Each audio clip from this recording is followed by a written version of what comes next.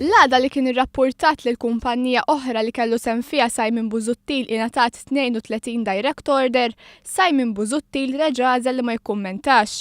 Tul l-aħħar xhur Simon Busuttil tkellem dwar kif skontu ħafna persuni qegħdin jieklu b'ħafna ħluq. Iżda meta mistoqsi dwaru għażel li ma jweġibx. Kemm inħalkilt? It-32 direct order li ħadu Ganado Sammut Advocates jiżdiedu ma' direct orders li ħadet Europa Research and Consultancy Services, kumpanija oħra li kellu sehem fiha l-kap tal-Partit Nazzjonalista. Għal diversi drabi Busuttil kien mitlub jiddikjara x'kuntratti u direct orders ħadu kumpanniji li kienu involut fihom hu. Iżda sallum ma laqax l-isfida.